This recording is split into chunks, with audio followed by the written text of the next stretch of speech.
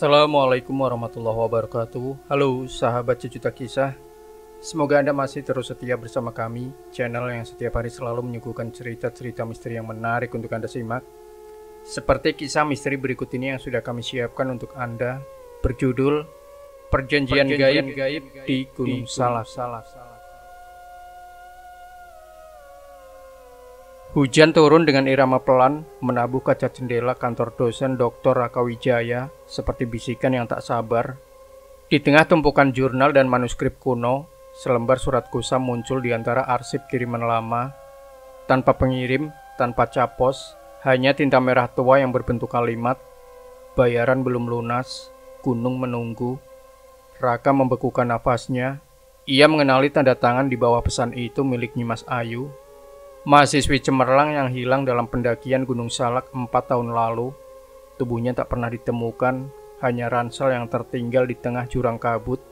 Dari surat itu terjatuh sebuah foto tua, sekelompok orang mengenakan pakaian adat, berdiri di depan batu besar yang dikenal sebagai Watu Geni, salah satu lokasi ritual kuno yang sudah ditutup sejak akhir 80-an. Wajah mereka buram, tapi satu sosok jelas.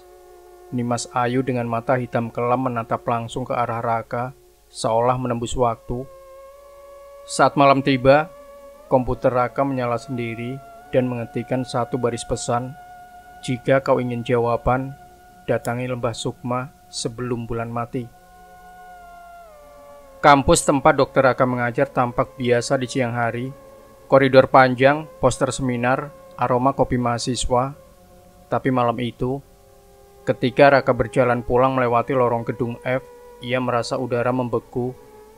Dari dinding tua, suara seperti menggerus batu mulai terdengar, diiringi desisan halus yang membisikkan, "Karso tidak pernah mati, hanya menunggu bayaran terakhir." Raka tercekat. Nama itu, Mbah Karso, pernah muncul dalam cerita rakyat dari desa Cipelang kaki Gunung Salak. Sosok dukun sakti yang konon bisa membelah kabut dan memanggil roh leluhur. Tapi yang menyeramkan bukan kemampuannya, melainkan perjanjiannya. Menurut legenda, Mbah Karso pernah membuat perjanjian gaib dengan entitas penjaga gunung untuk menyelamatkan anaknya dari kematian.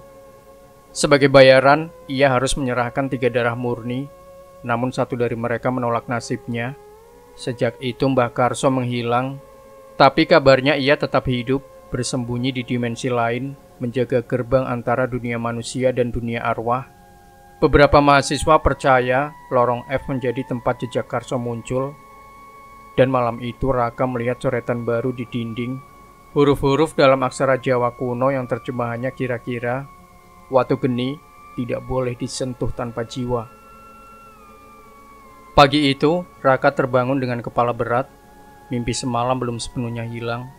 Suara perempuan memanggil namanya dari dalam hutan.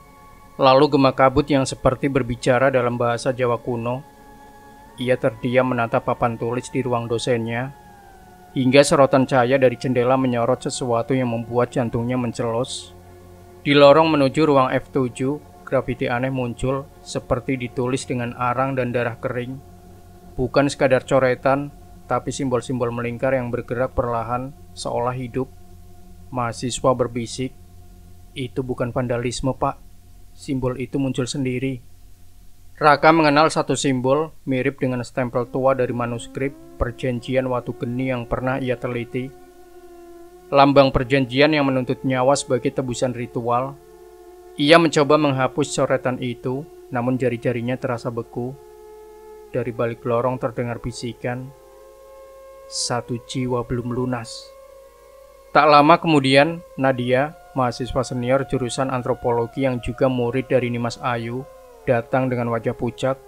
Ia menemukan sesuatu di laci halamannya, sebuah koin perak berlumur tanah dan catatan lusuh yang hanya berisi 2 kalimat. "Jangan berjalan di kabut sendirian. Gunung memilih siapa yang akan dibayar." Nadia menggigil. Ia baru semalam bermimpi didatangi sosok perempuan tanpa wajah di kamar kosnya, mengenakan baju pendaki, membawa peta berlubang di tengahnya.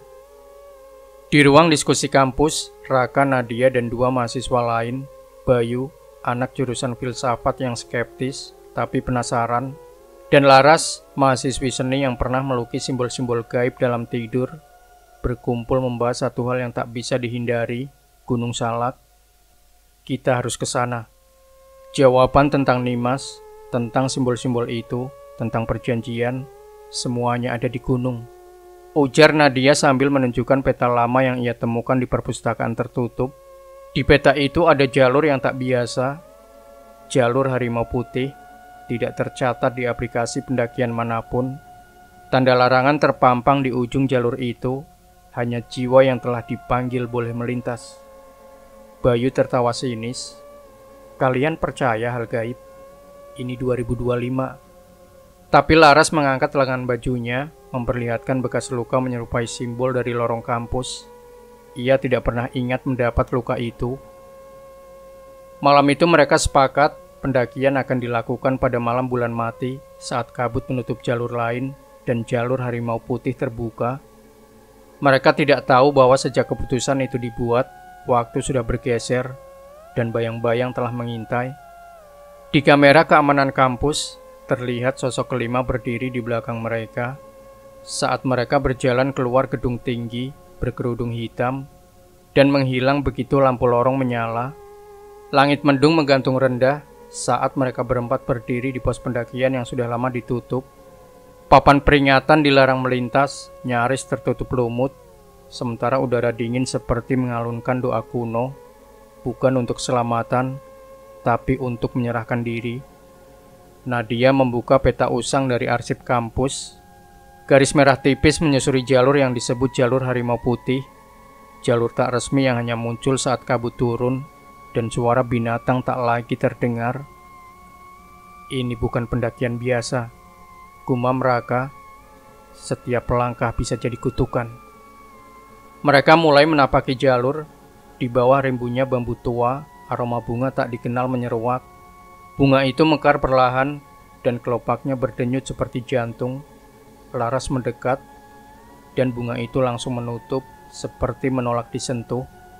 Bayu menyibak semak dan mereka melihat jejak harimau di atas tanah basah, tapi tak ada harimau di sekitar. Jejak itu muncul di depan mereka, satu langkah demi satu seperti menuntun. Saat kabut turun total, jam-jam di tangan mereka mati serempak. Tidak ada sinyal, tidak ada arah, hanya suara lembut dari dalam kabut. Yang kau cari bukan di atas gunung, tapi di dalam dirimu. Mereka tiba di batu besar bertuliskan aksara kuno, Watu Geni, batu yang disebut dalam legenda Mbah Karso sebagai tempat perjanjian darah. Di sisi batu, terdapat bekas pembakaran ritual, tulang-tulang kecil yang tertata melingkar, dan di tengahnya, sebuah benda mengkilap, cermin bundar yang memantulkan bayangan bukan wajah mereka, tapi sosok-sosok berkerudung yang diam memandang. Langkah mereka terhenti di depan sebuah ladang kecil di tengah hutan rimbun. Di bawah cahaya bulan yang menyelinap lewat celah kanopi, bunga-bunga berwarna biru keunguan bermekaran tanpa suara.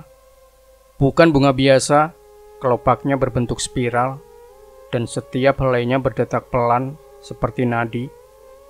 Ini tidak tercatat dalam botani manapun, ujar Raka sambil mendekat. Tapi, begitu Nadia melangkah ke dalam lingkaran bunga, seluruh area mendadak sunyi. Tidak ada angin, tidak ada serangga, hanya suara getaran dari dalam dirinya. Ia tiba-tiba melihat kilasan. Dirinya berdiri di kampus, tapi tidak sendiri. Ada sosok Nimas di belakangnya. Tubuhnya membusuk, namun matanya masih hidup. Laras mendekat dan melihat salah satu bunga membuka dengan lambat. Di dalamnya ada mata, bukan bunga, melainkan organ hidup yang mengamati. Tiba-tiba Bayu berteriak. Di tangannya salah satu bunga telah melekat dan kelopaknya berubah menjadi jari-jari manusia. Ia tak bisa melepaskannya, dan bunga itu mulai merayap ke lengan, membisikkan, yang menolak dipanggil akan dijemput. Dalam kepanikan, mereka membakar beberapa bunga dengan senter, dan suara jeritan terdengar dari dalam tanah. 3 pohon besar di sekitar mereka mulai melengkung, bukan karena angin, tapi karena sesuatu di bawah tanah bergerak. Mereka lari dari ladang itu dan menemukan jalur baru. tapi kompas berputar tanpa arah. Kabut turun lagi, dan dari jauh terdengar suara harimau yang menangis. Kabut mulai turun seperti tirai tebal yang menutupi langit dan tanah, membuat Raka dan timnya seolah terpisah dari dunia luar. Kompas berhenti berfungsi, GPS mati, bahkan arah mata angin terasa berubah-ubah, dan suara mereka bergema tak menentu. Di tengah jalur yang tak dikenali, Laras berhenti. Ia mendengar suara yang tak berasal dari mulut siapapun. Kau melukis wajahku, dan sekarang kau harus melihatnya. Raka mencoba meyakinkan mereka, kita tetap di jalur, kita hanya disesatkan. Tapi detak jamnya berhenti dan kabut mulai bergerak, bukan sekadar melayang, tapi berputar, mengitari mereka seperti entitas hidup. Bayu yang paling skeptis melangkah lebih jauh, menantang suara itu. Kalau memang ada, tunjukkan dirimu. Dan suara itu menjawab, bukan kata-kata, tapi jeritan panjang terdengar seperti berasal dari dalam perut bumi, bercampur dengan suara air dan bisikan doa dalam bahasa yang tak dikenal. Tanah di bawah kaki Bayu tiba-tiba retak, dan ia menghilang dalam kabut. Panik, Nadia berteriak, Laras menangis. Raka berusaha memanggil Bayu, tapi tak ada jawaban. Hanya suara langkah yang terdengar di arah berlawanan, meski tak ada sosok terlihat. Nadia menemukan tas Bayu tergeletak di bawah pohon. Di dalamnya buku catatan Bayu terbuka, menampilkan halaman terakhir yang bertuliskan, "Gunung bukan tempat, gunung adalah janji, aku telah dipilih." Dan di sudut halaman, ada tetesan darah yang belum kering. Kabut perlahan mengangkat, tapi bukan karena angin, seakan sesuatu memberi izin. Nadia, Raka, dan Laras menyusuri jalur yang muncul tiba-tiba di sebelah timur, melewati pohon-pohon yang batangnya membengkok ke arah lembah. Tidak ada peta, tidak ada sinyal, tapi tanah terasa hangat. Di depan mereka terhampar lembah berdinding batu hitam, dipenuhi ilalang ungu dan suara-suara samar seperti anak kecil bermain. Tapi ketika mereka mendekat, suara itu berubah menjadi tangisan. Raka menemukan sebuah bangku kayu yang sudah lapuk. Di atasnya ukiran nama, Nimas Ayuwijaya. Laras mulai bicara pelan, matanya kosong. Aku pernah kesini waktu aku kecil, tapi dalam mimpi. Mbahku bilang lembah ini tempat arwah yang tidak diterima bumi. Tanah bergemeretak. Dari celah bebatuan muncul wayang-wayang kecil dari kulit kerbau, bergerak sendiri membentuk adegan pengantin, peti mati, dan orang yang menandatangani surat perjanjian. Salah satunya menggambarkan sosok Bayu, dan adegan ia menyerahkan sesuatu ke tangan tak terlihat. Tiba-tiba Nadia terpaku menatap sebuah batu besar. Ia melihat dirinya sendiri berdiri di sana, mengenakan pakaian putih, memegang lilin hitam, dan berdoa dalam bahasa yang tidak ia kenali. Ini bukan tempat, ini refleksi pilihan, ujar Raka. Setiap kita sudah pernah memilih jalur ini, entah sadar atau tidak. Di langit, awan membentuk wajah Nimas separuh hidup, separuh membusuk, menatap mereka dan berkata, tebusan pertama telah dibayar, lanjutkan atau kembali tanpa jiwa. Tidak ada jalan kembali. Malam itu, udara di lembah terasa berat, seolah ada tangan tak terlihat menekan dada mereka satu persatu. Nadia berdoa pelan. Laras melukis garis-garis aneh di tanah tanpa sadar. Dan Raka mulai mendengar suara Nimas dalam pikirannya. Di depan batu-batu geni, terdapat lingkaran tanah yang sudah dikeringkan. Di tengahnya ada wadah tembikar berisi cairan hitam pekat. Di sisinya tergantung gulungan kertas usang, tertulis dalam aksara kuno. Untuk membuka mata gunung, satu nama harus diserahkan. Tulis nama dengan darah, ikat dengan niat. Raka yang diliputi rasa bersalah atas hilangnya Nimas, mengambil gulungan itu dan pisau kecil dari saku tenda. Ia menuliskan namanya, Raka Wijaya, dengan darah dari jari yang ia potong sendiri. Begitu tulisan selesai, tanah di bawah lingkaran mulai berdenyut pelan, seperti jantung. Batu-batu geni mengeluarkan suara retakan, dan udara menjadi dingin. Tiba-tiba, Api biru menyala di sekeliling lingkaran. Dari kabut sosok muncul perlahan. Nimas Ayu mengenakan pakaian pendaki. Tubuhnya utuh namun transparan, matanya kosong. Dan ketika ia berbicara, suaranya terdengar seperti gema dari masa lampau. Harga telah dibuka, tapi tebusan belum lengkap. Kau membayar dengan nama, tapi nama bukan jiwa. Nadia menangis, Laras gemetar, dan dari tanah muncul suara langkah dari makhluk kecil bertopeng, membawa potongan wayang dan gulungan-gulungan perjanjian. Mereka berjalan keliling lingkaran, menghitung sesuatu. Lalu Nimas menatap langsung ke arah Laras. Lukisanmu adalah jendela. Jika kau meneruskan, kau akan melihat bukan dengan mata, tapi dengan luka. Mereka tahu ritual belum selesai, baru satu nama. Gunung menagih jiwa, bukan sekadar tanda. Dini hari menjelang, kabut mengendur, tapi bukan karena alam, melainkan keinginan sang penjaga jalur. Raka, Laras, dan Nadia mendirikan tenda sederhana di tepi lembah. Udara terasa berat, dan waktu tak bergerak seperti biasa. Jam mereka menunjukkan pukul 2:13 sejak 3 jam lalu. Laras mulai bicara dengan nada yang tak seperti biasanya. Kalimatnya penuh simbol, seperti kutipan dari kitab tua. Darah yang ditulis akan diserap, nama yang disebut akan dibuka, mereka yang takut akan dimakan. Nadia menatap Laras tajam. Itu bukan kamu yang bicara. Tiba-tiba Laras tertawa, matanya berubah warna hitam sepenuhnya, memantulkan api biru kecil dari sisa ritual sebelumnya. Ia berjalan keluar tenda, pelan tapi pasti, menuju batu watu geni. Raka mencoba mengejar, tapi Laras sudah berdiri di tengah lingkaran perjanjian dan bicara dengan dua suara. Aku bukan dia. Aku pembuka pintu. Yang kau panggil sudah datang, tapi yang kau kirim belum siap. Tanah bergetar pelan, batu-batu kecil terangkat dari tanah, melayang dalam pola melingkar. Raka dan Nadia hanya bisa menonton saat tubuh Laras perlahan memudar, bukan lenyap, tapi tergantikan seseorang atau sesuatu telah menyamar.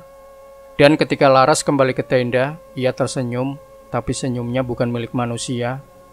Tidak ada taring, tidak ada luka, tapi rasa takut mengalir dalam udara seperti racun tak kasat mata. Kita harus lanjutkan, katanya pelan. Bayu menunggu, tapi dia bukan lagi Bayu. Mereka tertidur bukan karena lelah, tapi karena sesuatu membuat tubuh mereka berat dan mata mereka tak bisa menolak. Di dalam tenda udara terasa seperti terkompresi, seolah mereka tidak lagi berada di bumi. Lalu mimpi itu datang. Raka bermimpi sedang berdiri di kampus, tapi semua mahasiswa mengenakan kain kafan. Nimas Ayu berdiri di depan papan tulis, menulis satu kata berulang-ulang. Darahmu belum jujur. Ketika Raka ingin mendekat, semua wajah mahasiswa berubah menjadi dirinya sendiri. Raka melihat puluhan versi dirinya memarahi, menyangkal, dan akhirnya menandatangani sebuah dokumen merah. Ia terbangun dengan tangan berdarah. Jari yang ia gunakan untuk ritual sebelumnya terluka kembali, meski sudah dibalut. Nadia bermimpi berada di rumah masa kecilnya. Ibunya memasak, ayahnya membaca koran, tapi waktu terasa aneh. Jam berdetak mundur. Di TV berita menyebut pendaki hilang ditemukan dalam keadaan membusuk dengan mata terbuka. Ia melihat Nimas Ayu duduk di meja makan, berkata, "Kau tahu dari awal, kau hanya berpura-pura." Lalu wajah ayahnya berubah menjadi wajah Laras, tapi bukan Laras yang ia kenal. Laras atau entitas yang ada di tubuhnya sekarang duduk diam di tenda, mata terbuka, tidak berkedip. Ia menggumam satu mantra berulang. Jiwa tidak bisa berbohong, tapi mimpi bisa menyiksa. Ketika mereka terbangun, jam menunjukkan pukul 2:13, sama seperti malam sebelumnya. Tidak ada yang berubah, tapi Raka menyadari satu hal, isi tasnya telah berbeda. Manuskrip yang ia bawa telah berubah halaman, dan bab pertama kini berjudul Raka Wijaya, Tebusan Pertama. Setelah malam penuh mimpi buruk dan suara yang tak dikenali, Raka memutuskan untuk membuka gulungan manuskrip tua yang entah bagaimana kini memuat namanya. Di halaman ke-12 terdapat kisah Desa Sukma Lemah, sebuah desa tua di kaki Gunung Salak yang menurut teks dihuni oleh para penukar nama. 300 tahun lalu, desa itu dikenal sebagai tempat tinggal keturunan spiritual Jawa yang dipercaya bisa menyimpan jiwa dalam tanah. Tapi ketika pemerintah kolonial datang dan ingin mencatat nama-nama penduduk, tak satu pun warga mengaku memiliki nama asli. Sebagai gantinya, mereka menyodorkan lembar perjanjian darah. Menurut legenda, penduduk Sukma Lemah menyerahkan nama asli mereka kepada Gunung Salak sebagai bentuk perlindungan. Tapi nama yang diambil diganti oleh bayangan. Mereka hidup sebagai orang lain, tapi dikuburkan sebagai diri yang tidak dikenali, ujar Raka membaca keras-keras. Nadia menemukan peta baru tertanam di sisi luar tenda, ditulis dalam arang langsung di tanah dengan huruf aksara Honocoroko. Peta itu mengarah ke petilasan Panunggal Jiwo yang disebut sebagai sisa dari desa Sukma Lemah. Malam berikutnya, suara gamelan samar terdengar dari lembah dan nyanyian pelan dalam bahasa Jawa kuno mulai menyeruak. Laras atau entitas dalam dirinya berjalan tanpa suara ke arah bunyi itu. Mereka mengikuti Laras dan tiba di batu nisan tak bernama. Tempat rumput membentuk kalimat, kau bisa menghapus jejak, tapi gema jiwa tak bisa dibungkam. Di sana mereka melihat bayangan diri mereka masing-masing berdiri diam, memandangi mereka tanpa mata. Langkah mereka membawa ke celah lembah yang diselimuti oleh pepohonan dengan akar menjalar ke udara, seperti jari-jari raksasa yang ingin menangkap cahaya. Di sana, kabut terbelah, dan tampak bangunan-bangunan dari tulang hewan dan kain kafan menyusun lorong tak lazim, pasar setan. Di pasar itu tidak ada pedagang, hanya suara-suara. Di setiap sudut tergantung potret-potret wajah-wajah yang tak mereka kenali. Tapi satu foto di ujung lorong membuat Nadia gemetar. Itu adalah wajahnya saat kecil, menangis di depan kamar ayahnya. Kenangan itu hilang, bisik suara dari dalam kain, tapi bisa dikembalikan dengan satu mimpi yang belum kau berikan. Laras mulai tersenyum, ia berjalan sendiri ke stan yang penuh lilin hitam. Di sana terdapat wayang yang menggambarkan wajah Bayu, tapi matanya diganti dengan koin. Di bawahnya tertulis, Bayu telah ditukar, kau bisa bertemu dengannya jika kau rela kehilangan rasa percaya. Raka menemukan gulungan kertas tua, daftar orang-orang yang pernah bertransaksi di pasar ini. Ada satu nama yang membuat darahnya berhenti, Imam Karso. Di sebelah nama itu tercantum barang yang ditukar, anak sendiri demi nama yang tak ditelan api. Sebuah gong kecil berdentang, suara-suara berhenti, dan satu sosok berselimut kain putih berdiri di depan mereka, membawa baki berisi benda-benda asing, botol kaca berisi air mata yang tak pernah jatuh, cermin retak yang memantulkan wajah yang belum lahir, sebuah kuku manusia masih hangat. Tentukan barangmu, kenangan atau masa depan, harga yang dibayar akan mencabut identitasmu. Laras menunjuk cermin, Raka menunduk, Nadia hanya diam. Pasar mulai berputar, dan mereka tahu pembelian sudah terjadi. Hari keempat pendakian, di luar tenda, suara tangisan terdengar, tapi bukan manusia. Itu seperti tangis yang dibungkam, berasal dari dalam tanah. Raka membaca ulang gulungan teks. Agar pintu dibuka lebih dalam, satu jiwa harus dilepas, jiwa yang terikat pada kenangan paling berat. Mereka tiba di sebuah altar batu yang disebut Batu Lungguh, terselip di sisi barat lembah. 3 tongkat berdiri tegak, masing-masing diikat dengan tali dari rambut manusia. Di tengahnya, sebuah mangkuk tanah liat penuh cairan merah tua, tapi bukan darah biasa. Aroma logam bercampur kemenyan. Laras, yang belum sepenuhnya manusia, berkata pelan, "Ini ujian kedua. Jiwa harus dipilih. Kalau kalian menolak, gunung akan mengambil yang paling berat bebannya." Raka menatap Nadia. Nadia menunduk dan berkata, "Ambil aku.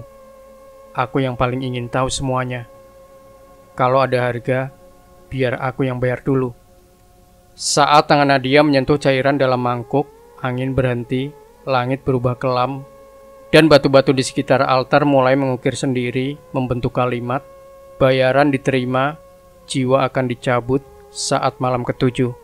Tapi bukan sekarang, gunung ingin mereka tahu harga yang dibayar tidak langsung dikirim. Ia akan tinggal bersama mereka selama 3 malam lagi, dan pelan-pelan akan terkikis dari dalam. Malam itu Nadia bermimpi menjadi anak kecil lagi. Ia bermain di bawah pohon mangga, mendengar suara ayahnya bernyanyi. Tapi semua itu meluruh dalam kabut, dan pohon itu berubah menjadi altar, dan suara ayahnya berubah jadi gumaman perjanjian. Langit malam tidak sepenuhnya hitam, ia berwarna kelabu mati, seperti kain kafan yang menutupi bintang-bintang.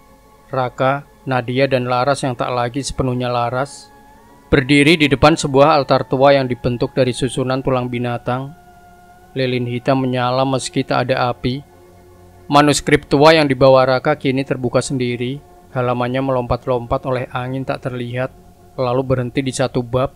Ritual bulan hitam dilakukan pada malam ketujuh. 1 jiwa akan dibakar, bukan tubuhnya, melainkan waktu yang dimilikinya. Entitas di tubuh Laras mulai berbicara dengan 3 suara. Nadia sudah bersedia, tapi pengorbanan harus dilakukan oleh tangan yang bersalah. Raka menatap mangkuk besi di altar berisi cairan biru tua yang berkilau. Di dalamnya mengambang potongan gambar masa lalu. Nadia sebagai anak kecil menangis di pemakaman ayahnya. Nadia berdiri di tengah lingkaran lilin dan mengucapkan kalimat yang ditulis dalam teks. Aku memberi masa depanku agar masa laluku berhenti menyiksa. Angin menyeruak, langit terbuka, memperlihatkan wajah bukan binatang. Wajah Nimas Ayu, separuh manusia, separuh sosok arwah, menatap mereka. Ia berkata, pengorbanan diterima, tapi harga belum selesai. Jiwa akan mulai tergerus pelan-pelan. Dan setelah malam ketiga berikutnya, dia bukan lagi dia. Laras menatap Nadia, senyum itu bukan untuk kenyamanan, tapi untuk mengingatkan bahwa gunung tidak pernah puas dengan satu tebusan. Malam itu, Nadia tidur tak bermimpi, tapi ketika ia bangun, ia tak ingat siapa dirinya. Kabut pagi tidak menyegarkan, melainkan menyesakan. Nadia duduk sendiri di sisi lereng kecil, menatap jauh ke lembah. Wajahnya kosong, seperti tubuhnya belum terisi. Raka memperhatikannya diam-diam. Sementara Laras hanya tersenyum dari balik kabut, senyum yang tidak pernah menjadi miliknya. Lalu dari kejauhan, terdengar suara yang membuat Nadia berdiri seketika. Nadia, sudah makan belum? Suara itu suara ayahnya yang sudah meninggal saat Nadia masih duduk di bangku SMP. Tapi nada intonasi, bahkan batu kecil di ujung kalimat, semuanya persis. Pak, gumam Nadia. Pak, Bapak. Ia mengikuti suara itu, menuruni jalur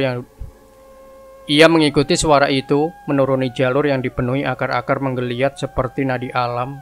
Raka mencoba memanggilnya, tapi Nadia tak mendengar. Di ujung jalur ia menemukan pondok kayu tua. Tidak masuk akal keberadaannya. Di dalamnya seseorang duduk membelakangi jendela, lelaki tua dengan sarung dan baju lusuh. Kau sudah datang, nak, katanya. Aku hanya ingin bicara sebentar sebelum kau hilang. Tubuh Nadia gemetar, ia mendekat, dan wajah lelaki itu adalah wajah ayahnya. Tapi matanya tidak punya warna, hanya kelabu pudar seperti abu kemenyan. Kau selalu ingin tahu kenapa aku meninggalkanmu. Tapi di gunung ini tidak ada yang meninggalkan, hanya ditukar.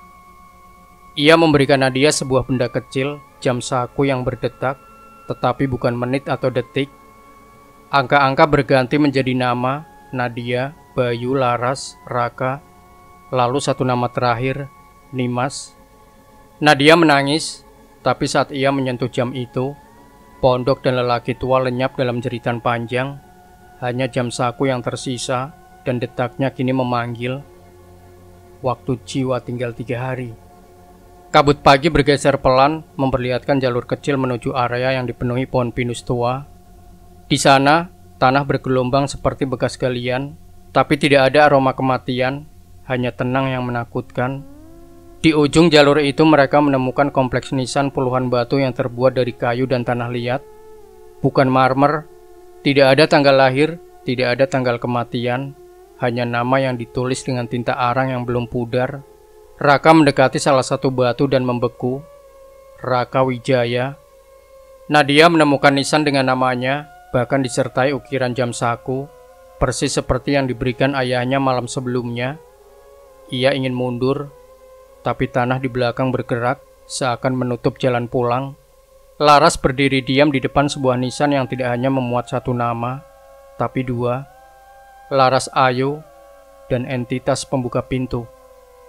Ia tersenyum, bukan senyum manusia. Ketika mereka mencoba menggali salah satu nisan, tanah melepaskan suara gemuruh halus. Di dalamnya bukan jasad, tapi wayang kulit yang menyerupai wajah mereka masing-masing, dengan mata yang diganti dengan kaca pecah. Nisan ini bukan untuk tubuh, ini untuk nama yang kau kubur sendiri. Bisik suara dari dalam kabut. Semua nisan mulai bergetar. Dari langit, debu putih turun perlahan seperti abu pembakaran yang belum dilakukan. Malam itu mereka tahu, Gunung Salak tidak hanya menagih jiwa, ia menagih identitas, dan nisan adalah bukti bahwa mereka sudah tak lagi milik dunia. Di tengah jalur yang kini berubah arah setiap matahari bergeser, Laras berhenti mendadak, menunjuk reruntuhan altar kecil di bawah pohon beringin tua. Di dalamnya tertanam sebuah batu merah gelap berukuran segenggam tangan. Ia berdetak pelan, seperti jantung. Ini mustika gunung, penampung perjanjian yang gagal. Bisik entitas dalam tubuh Laras. Raka mendekat perlahan. Ketika ia menyentuh batu itu, matanya langsung membelalak. Ia melihat kilasan. Seorang wanita berpakaian adat Jawa berdiri di atas altar menandatangani surat darah. Seorang bocah laki-laki ditukar dengan emas dan hujan selama musim kemarau.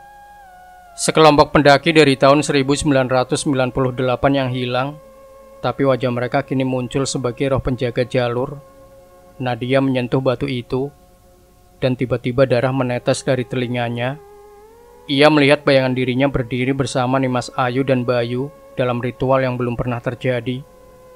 Batu ini menyimpan semua jiwa yang dikorbankan, dan juga yang menolak. Ujar Laras dengan suara yang kini tak bisa dibedakan dari gema batu itu sendiri. Mustika berdetak lebih cepat, tanah bergetar, suara-suara mulai bergema, bukan dari batu, tapi dari dalam tubuh mereka sendiri. Batu itu bukan benda mati, ia adalah penyimpan cerita yang ditolak sejarah. Malam itu Nadia bermimpi menjadi salah satu pendaki yang hilang. Ia mengenakan pakaian tahun 1998, membawa peta tua, dan berbicara bahasa Jawa halus. Tapi saat ia bertanya, "Siapa saya?"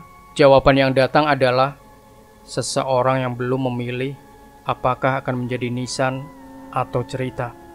Laras berdiri di tengah lingkaran batu kuno, senyum di wajahnya makin tipis, matanya memantulkan cahaya lilin hitam yang tak berkedip. Raka dan Nadia mencoba mengajaknya keluar dari area itu, tapi tanah di sekeliling Laras berubah lunak, seperti lumpur berdarah. Lalu muncullah suara dari balik kabut. Ia sudah dipilih. Ia telah membuka pintu. Ia kini milik gunung. Dari rerimbunan pohon, tampak bayangan makhluk tinggi berselubung batik hitam. Kepalanya tertutup dan tubuhnya tampak dibalut rotan dan bunga kamboja layu. Ia membawa keris berlumur tanah basah, lalu menusuk tanah di depan Laras. Tanah itu menyembur asap merah. Dari dalamnya muncul kotak kayu, dan di dalamnya terdapat kain kebaya lusuh serta cincin dari tulang manusia.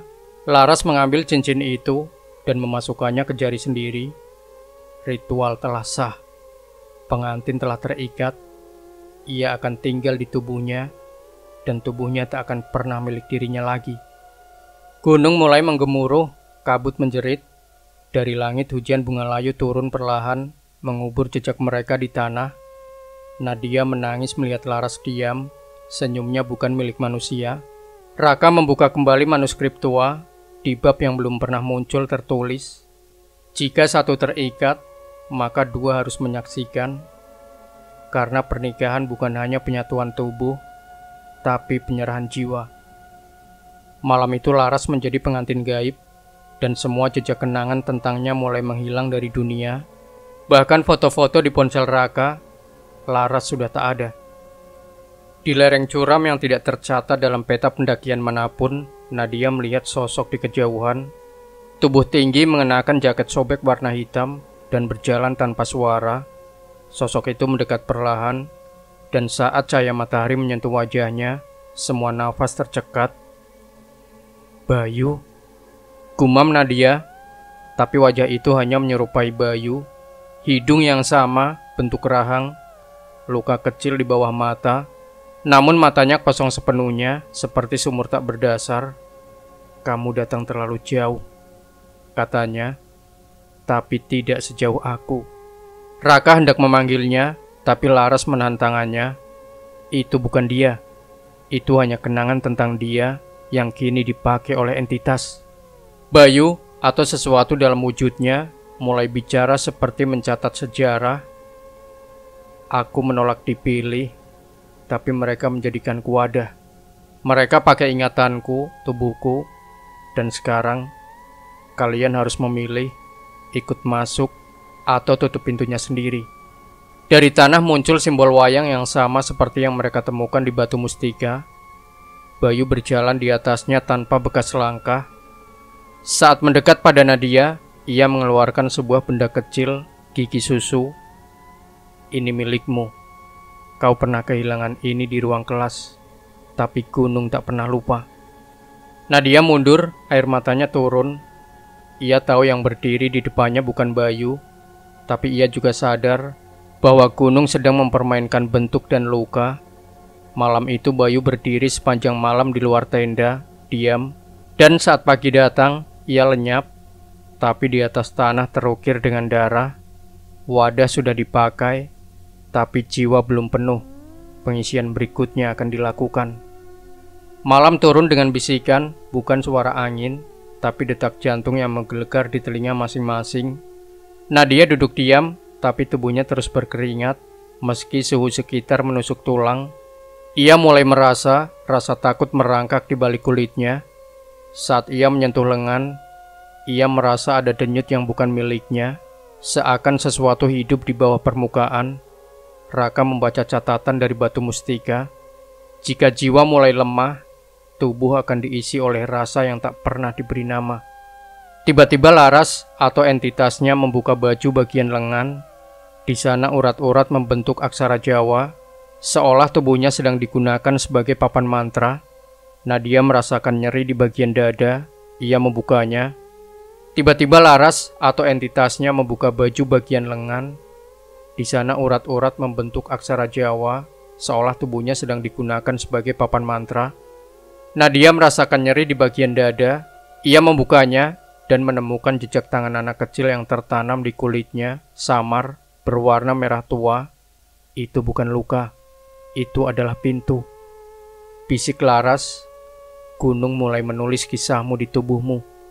Raka mimisan, tapi darahnya tidak berwarna merah. Cairan hitam menetes perlahan.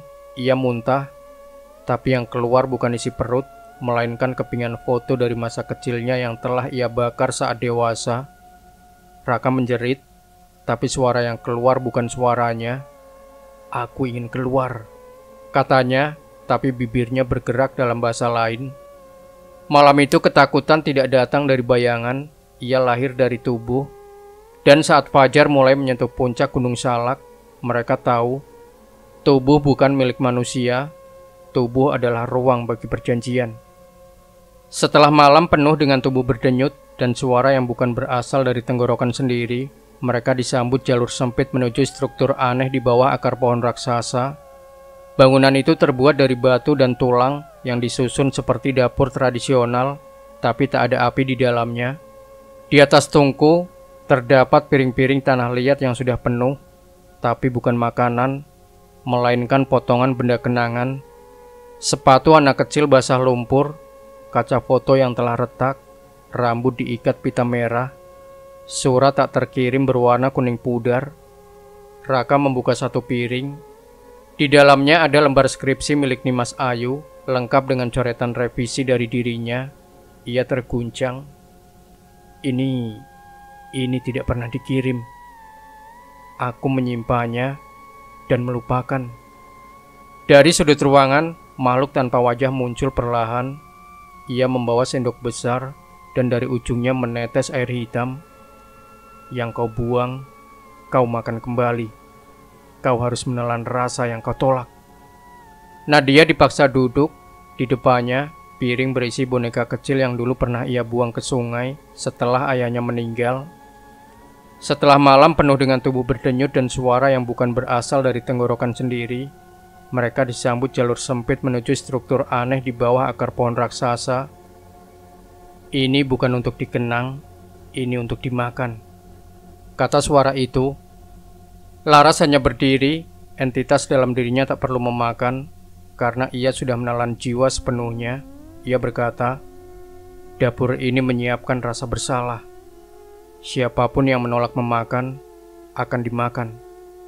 Mereka duduk bersama di ruang sunyi, tidak ada rasa, tidak ada aroma, tapi air mata terus mengalir karena trauma, ternyata bisa dihidangkan. Dan saat mereka keluar dari dapur, satu piring tetap utuh, belum disentuh. Di atasnya tertulis, ritual untuk jiwa terakhir. Setelah malam di dapur tak berapi, tubuh mereka bukan lagi tempat tinggal bagi rasa lapar, tapi wadah bagi kenangan yang menolak dilupakan. Langkah mereka membawa ke tepian batu curam, luas, tanpa suara. Di ujungnya terdapat tangga batu yang menurun langsung ke kabut tebal, tidak tercatat di peta. Tidak ada arah kembali. Raka menatap tangga itu. Di setiap anak tangganya terukir satu kata dari masa lalu. Penyesalan, pembohongan, pengkhianatan, pengakuan, penyerahan.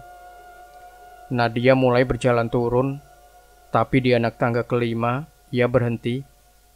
Aku merasa aku sedang turun ke dalam diriku sendiri, katanya. Tangan kirinya gemetar, ia menyentuh jam saku, dan suara detiknya berubah menjadi nama-nama korban perjanjian terdahulu dibisikkan pelan. Laras berdiri di atas tangga tak bergerak. Ia mulai membisikkan kalimat-kalimat Jawa kuno. Sing ora nyebut jeneng, ora digugah. Sing nyebut digugat. Langit mulai bergerak perlahan. Cahaya merah menyelinap seperti darah yang mencari urat. Di bawah tangga terdengar suara gemuruh seperti sungai, tapi bukan air, melainkan suara jiwa yang diputar dalam ribuan doa terputus. Mereka harus turun atau terputus dari jalan waktu selamanya. Saat mereka melangkah, satu anak tangga pecah di belakang mereka, menandakan bahwa pilihan telah ditetapkan, tidak ada jalan naik. Malam itu di jurang Gunung Salak, mereka mendengar bisikan serempak. Satu jiwa belum dibayar, gunung akan memilih, dan kalian akan menyaksikan. Mereka telah turun melewati semua anak tangga. Di bawah sana bukan jurang, tapi ruang datar yang memantulkan langit seperti cermin. Tanah cermin tempat Gunung Salak menimbang jiwa terakhir. Suara angin hilang, waktu mematung. Di tengah ruang itu muncul 3 batu berdiri, masing-masing mengukir nama mereka. Nadia, Raka, Laras. Tapi Laras sudah bukan Laras lagi. Entitas dalam dirinya kini mengukir simbol baru di tanah, membentuk pola pusaran. 3 jiwa tersisa, tapi hanya 2 yang boleh melangkah ke bab selanjutnya.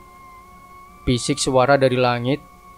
1 harus dilepas, bukan karena bersalah, tapi karena keberadaan akan mengganggu bentuk air dunia.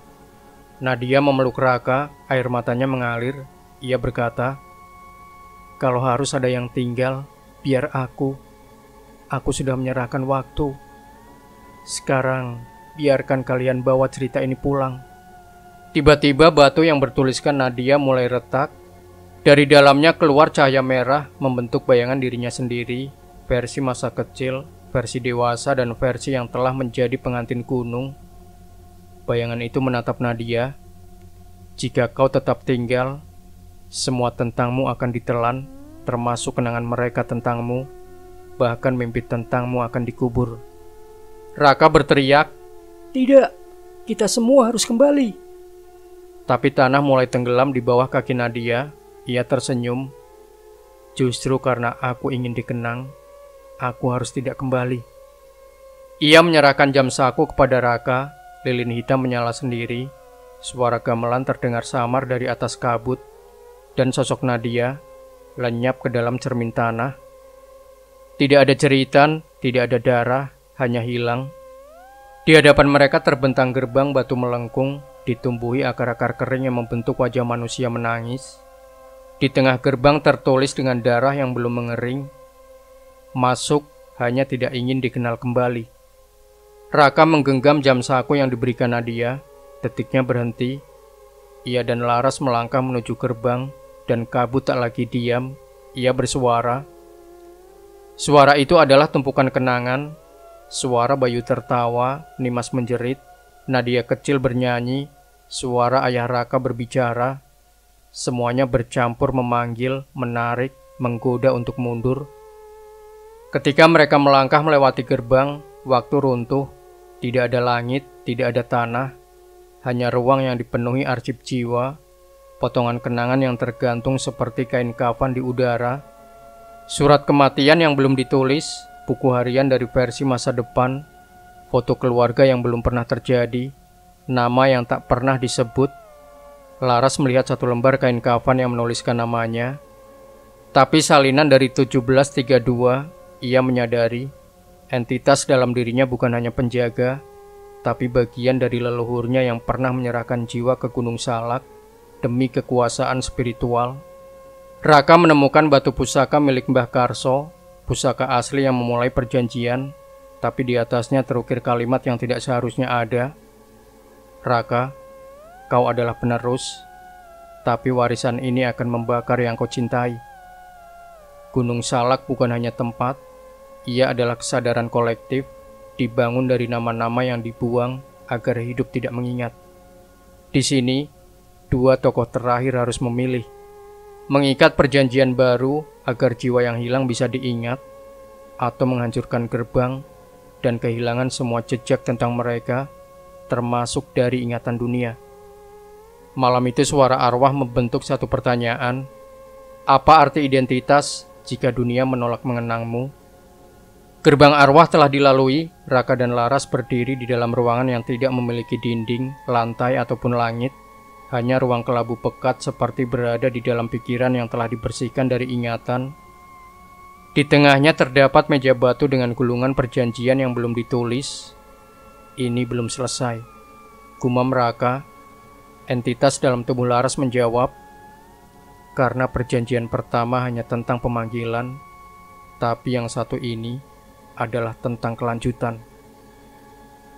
Laras duduk di depan gulungan itu. Di sisinya muncul pena yang terbuat dari rambut manusia dan tulang jari. Raka menyadari gunung sedang menagih bukan jiwa, tapi konsep eksistensi. Mereka ditawari dua pilihan, menulis perjanjian baru agar kisah ini bisa kembali ke dunia nyata, dikenang, diajarkan, dijadikan pelajaran, tapi jiwa mereka tidak akan pernah sepenuhnya utuh.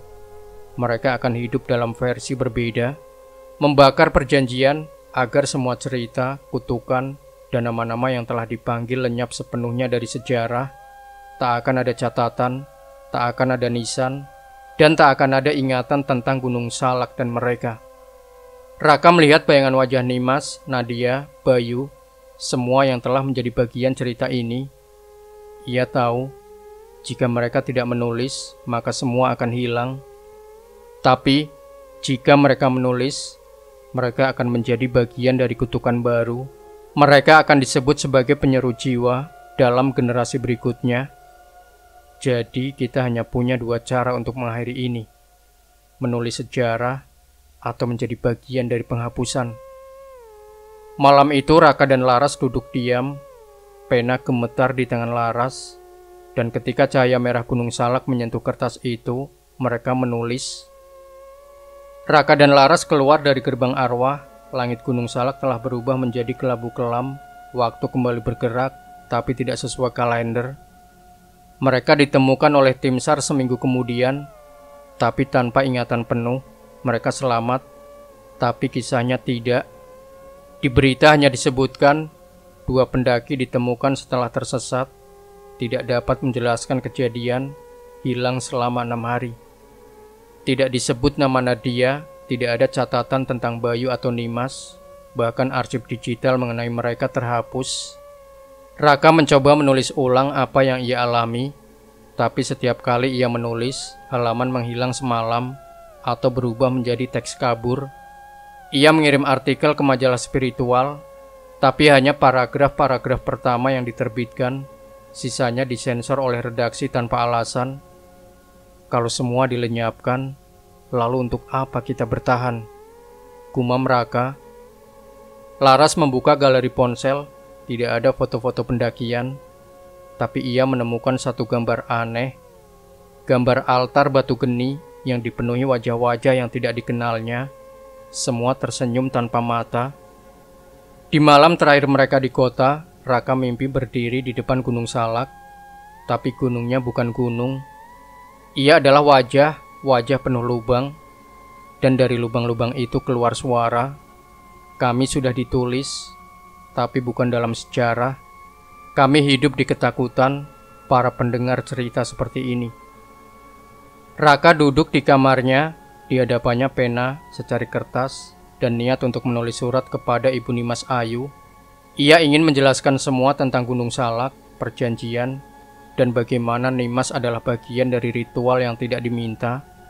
Ia menulis dengan gemetar, kata demi kata mengalir, menciptakan pengakuan panjang tentang cinta, rasa bersalah, dan kehancuran yang ia saksikan.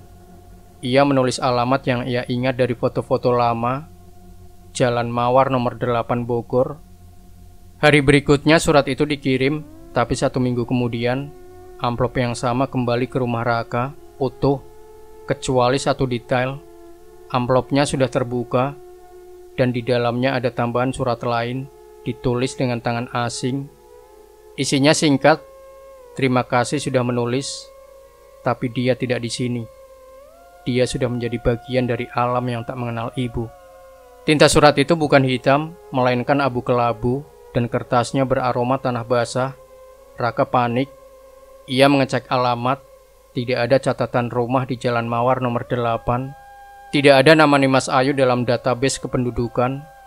Bahkan kampus tempat mereka dulu belajar tidak menemukan transkrip akademik Nimas. Ia hanya berteriak, kalau dia tidak pernah ada, kenapa aku masih mengingatnya? Surat itu kini menjadi benda kutukan, ditaruh di rak. Ia berubah bentuk setiap malam, terkadang menjadi sobekan kulit, terkadang menjadi foto lama yang tidak pernah diambil. Raka dan Laras kembali mendaki Gunung Salak, bukan lewat jalur resmi, tapi melalui jejak terhapus yang dahulu memanggil mereka. Tanpa peralatan, tanpa peta, hanya jam saku dan naskah manuskrip yang kini berbicara sendiri ketika disentuh. Setelah melewati jalur akar-akar terbalik dan kabut yang bernyanyi dalam bahasa Jawa kuno, mereka tiba di puncak yang tak dikenal, batu tapak jagat. Di tengah batu itu terdapat lubang bundar yang memancarkan cahaya merah kelam. Itu bukan lubang biasa, itu adalah mata.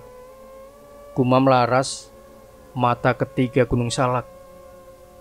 Begitu mereka mendekat, cahaya itu menyerap bayangan mereka, dan dunia mulai pecah. Langit berubah menjadi arus ingatan. Di sekeliling mereka muncul wajah-wajah. Bayu tersenyum tapi tidak bergerak. Nadia berdiri dengan mata hitam pekat. Nimas Ayu tertidur di dalam nyala api.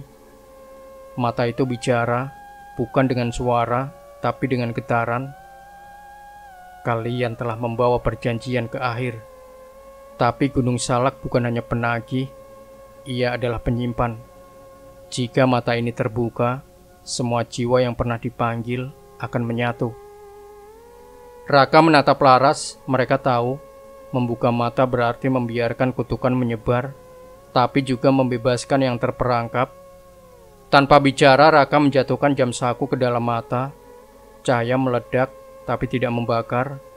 Ia meresap ke tanah, ke udara, ke darah mereka. Dunia bergetar, dan dari langit, suara terakhir terdengar. Yang melihat kebenaran, tak akan dikenang seperti semula. Setelah mata ketiga terbuka, dunia tak kembali seperti semula. Raka dan Laras kembali ke rumah, tapi rumah bukan lagi rumah. Foto keluarga di dinding menampilkan wajah-wajah yang tidak dikenali. Surat kabar pagi berisi berita dari tahun yang belum datang. Lagu-lagu di radio memutar doa yang terdengar dari kabut. Di cermin, bayangan mereka retak, bukan kaca yang retak, tapi refleksi. Raka melihat dirinya sebagai anak kecil, Laras melihat dirinya sebagai entitas tak berubah, dan jam saku yang sebelumnya tak berdetak, kini berputar mundur. Kita bukan kita lagi, gumam Raka. Kita versi yang dipilih oleh gunung untuk menjadi cerita, bukan manusia. Orang-orang di sekitar mereka mulai lupa, tetangga tidak mengenal nama mereka. Ibu Raka mengaku tak pernah memiliki anak. Akun media sosial mereka hilang, tapi satu hal masih ada. Gulungan naskah perjanjian yang kini mengisi halaman-halaman kosong sendiri setiap malam. Malam itu suara dari Gunung Salak hadir kembali dalam mimpi. Tapi bukan mimpi, melainkan ruang interogasi.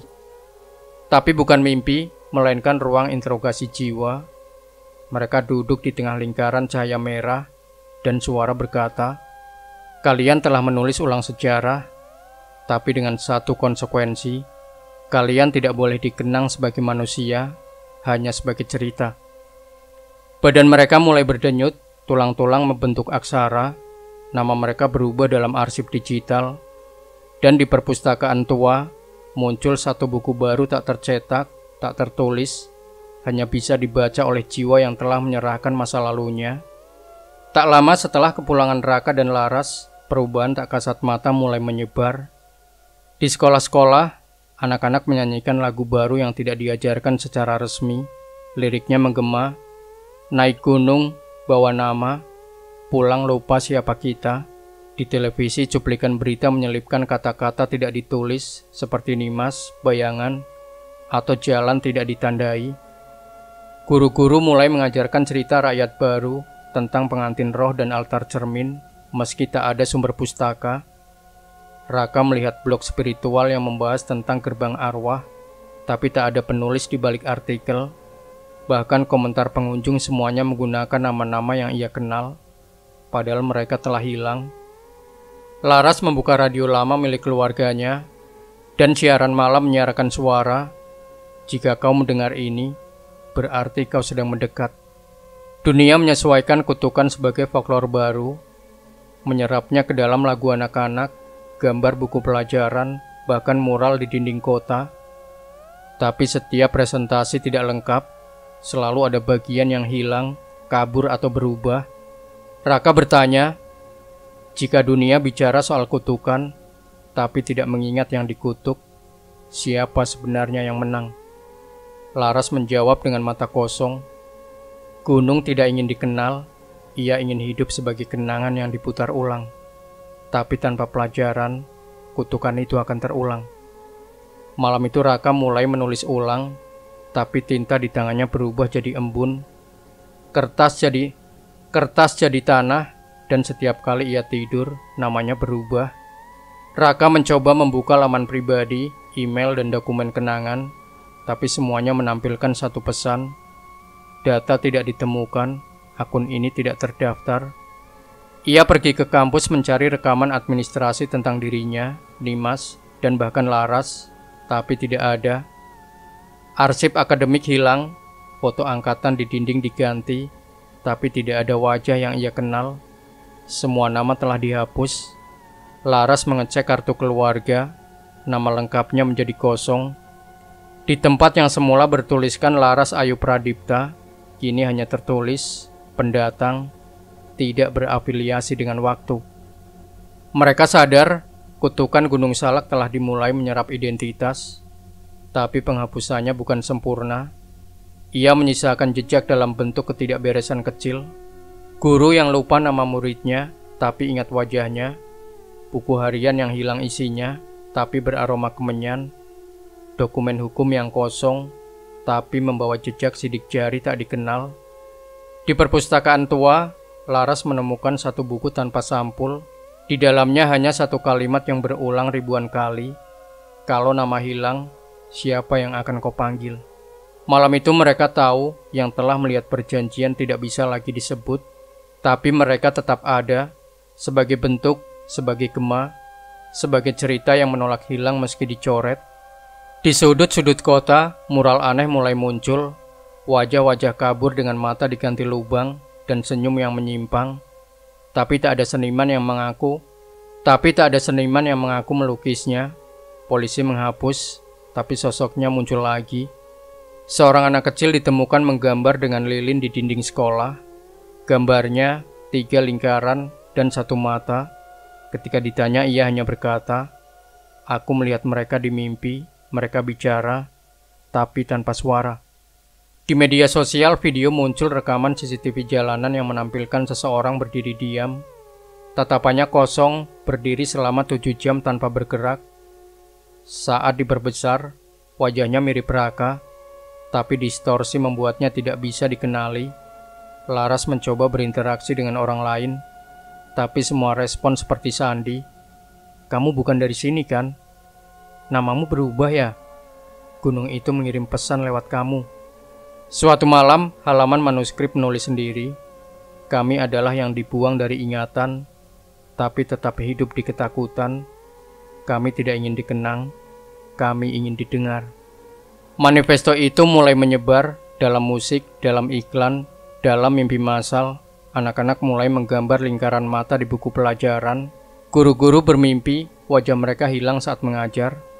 Dan setiap orang yang bertanya mendapat jawaban yang bukan berasal dari manusia. Malam itu Raka bermimpi bertemu Nadia, bukan fisiknya, tapi bayangan luka. Ia berkata, "Cerita ini belum selesai, tapi semua yang tahu harus membayar dengan kehilangan." Raka dan Laras tidak lagi berkomunikasi dengan manusia. Satu-satunya makhluk yang tersisa untuk diajak bicara adalah waktu, bukan dalam bentuk jam, tapi dalam wujud suara yang tidak berurutan. Mereka berdiri di ruang kosong, dan tiba-tiba huruf-huruf dari jam saku mulai melayang di udara. Dari huruf-huruf itu muncul sosok kabut yang bicara dalam 3 versi suara. "Kalian adalah cerita, tapi cerita tidak bisa selalu disimpan. Kami waktu hanya mengulang yang berharga." Raka memberanikan diri. "Jika ini tidak pantas dikenang, kenapa kami diizinkan kembali?" Suara kabut menjawab, "Karena keberanian bukan cukup alasan untuk dikenang, tapi pilihan untuk menyimpan yang terluka bisa jadi pelajaran." Laras bicara, entitas dalam dirinya bergetar. "Kami tidak ingin dikenang, kami ingin dimengerti." Sosok waktu menciptakan buku yang menulis sendiri, satu kalimat berulang ribuan kali.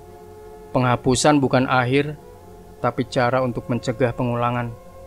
Raka berlutut, ia menawarkan naskah perjanjian, potongan jam saku, bahkan rambut milik Nadia yang tersimpan dalam botol lilin. Ia berkata, "Biarkan satu halaman tetap hidup, biarkan satu nama tetap disebut, biarkan satu mimpi tetap bocor ke dunia." Kabut diam lama, lalu berkata, "Negosiasi diterima, tapi harga harus dibayar.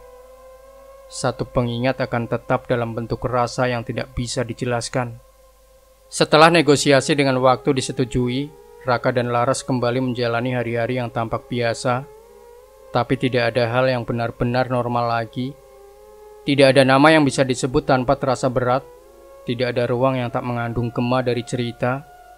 Di sekolah, murid-murid tiba-tiba menangis ketika belajar peta Jawa Barat tanpa tahu alasannya. Di studio musik, pemain gamelan menciptakan komposisi baru yang nadanya mengingatkan pada jeritan dari lereng. Raka mendengar orang-orang menyebut, "Aku ngerasa sedih tiap sore, tapi gak tahu kenapa. Di mimpi aku nangis untuk orang yang gak pernah aku kenal. Kayak ada potongan hidup yang hilang, tapi rasanya masih tinggal." Mereka sadar dunia telah menyerap satu fragmen rasa dari cerita mereka, bukan dalam bentuk kutipan, bukan melalui catatan, tapi lewat emosi yang ditinggalkan oleh jiwa yang pernah memilih untuk tidak kembali. Laras melihat seorang anak kecil menatap langit dan bilang, "Ada teman aku di atas gunung, tapi gak ada namanya." Raka menangis, bukan karena sedih, Tapi karena tubuhnya tahu sesuatu yang pikirannya telah lupa, ia menggenggam jam saku yang kini rusak, dan untuk sesaat, ia mendengar suara Nadia, tapi bukan kalimat, hanya hembusan nafas yang familiar. Malam itu di atas Gunung Salak, langit tampak diam, tapi udara penuh oleh satu rasa, rindu yang tak tahu siapa yang dirindukan. Seorang pendaki baru tersesat di hutan lereng timur Gunung Salak. Ia tidak tahu arah, tidak membawa GPS, dan tidak punya peta. Tapi entah kenapa tanah di bawah kakinya mengarahkannya ke jalur yang tidak ada di buku pendakian manapun. Jalur itu lurus, sunyi, dan dipenuhi ranting yang membentuk kata, "Raka berjalan di sini." Di tempat lain, seorang seniman melukis landscape gunung, tapi secara tak sadar ia melukis jejak kaki yang membentuk lingkaran pusaran. Ketika ditanya kenapa, ia hanya berkata, "Aku merasa ini harus ada, meski nggak tahu dari mana ide itu datang." Raka dan Laras mencoba menapaki jalur lama mereka, tapi sekarang tanahnya berubah. Setiap mereka melangkah, permukaan tanah memunculkan retakan kecil berbentuk huruf Jawa, seakan gunung mengingat setiap pertimbangan yang mereka buat selama ritual dahulu. Laras berhenti di satu titik, tempat di mana Nadia dulu menawarkan jiwanya. Tanah di sana hangat, dan ketika disentuh, muncul kabut tipis. Di dalamnya tampak bayangan Nadia berjalan, bukan ke masa lalu, tapi ke arah yang belum terjadi. Malam itu mereka sadar, cerita ini bukan milik kami lagi, tapi tanah akan terus membisikkan arah kepada mereka yang berjalan dengan pertanyaan. Dan di suatu tempat muncul tulisan di batu kecil, "Langkah yang tidak dikenal adalah awal dari pengingat yang tidak diminta." Malam itu Raka terbangun oleh bunyi ketukan, bukan di pintu rumah, tapi dari dalam dinding. Bunyi itu ritmis, seperti nada gamelan yang diputar terbalik. Ia menempelkan telinga ke dinding, dan suara itu berubah menjadi bisikan. Kami adalah Gema. Kami tidak berasal dari suara, tapi cerita yang terus dipikirkan. Laras, yang kini hanya bayangan dari tubuhnya dahulu, merasakan dorongan untuk menulis, tapi bukan dengan tangan, melainkan dengan cahaya dari kuku-kukunya. Ia menggambar satu lambang di lantai, pintu dengan 3 kunci. Pintu itu bukan fisik, tapi muncul sebagai retakan realitas. Raka menyentuh retakan itu, dunianya berpindah. Ia berada di tengah ruangan berisi semua yang tidak selesai.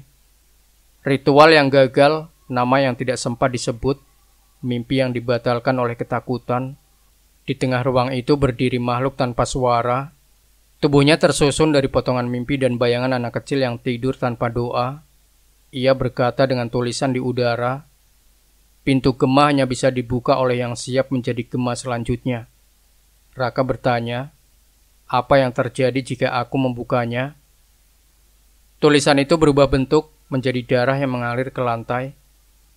"Kamu tidak akan dikenang, tapi semua yang kau rasakan akan dikenang oleh dunia, tanpa tahu berasal dari siapa."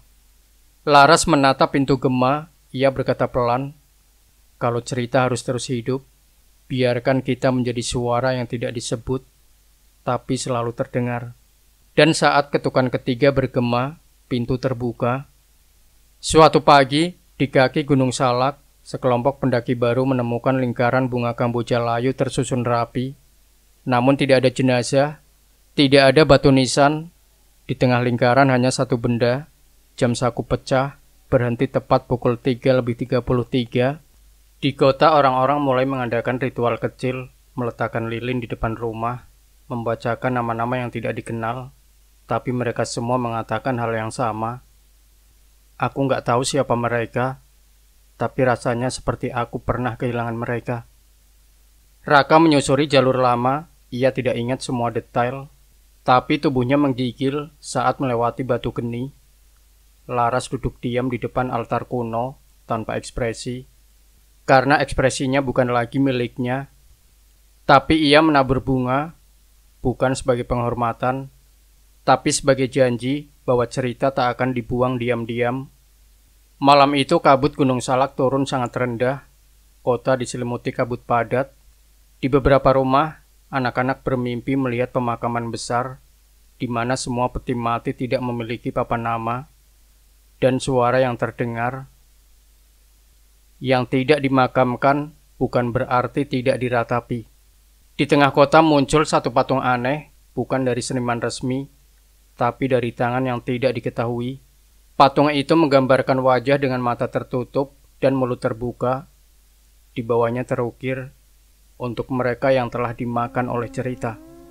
Gunung Salak berdiri diam, tapi diamnya bukan tenang, melainkan pengamatan.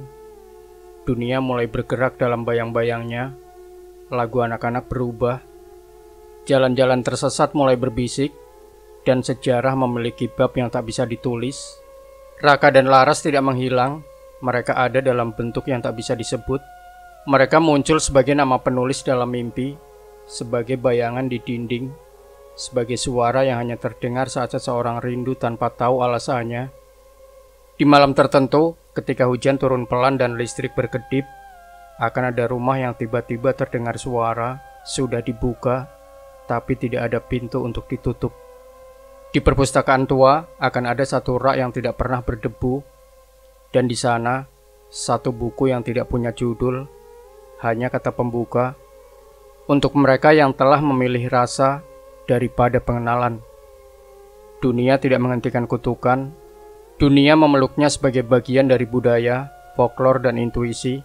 Sebuah keputusan kecil seperti memilih jalur pendakian bisa menjadi permulaan bagi cerita baru, dan Gunung Salak tidak meminta dipahami, ia hanya meminta untuk tidak dilupakan. Maka malam itu, di bawah cahaya terakhir lilin, cerita ini menutup dirinya sendiri, tapi bagi siapapun yang mendengarnya, merasakannya, atau bahkan hanya tertarik, pintu tetap ada, hanya tidak punya kunci.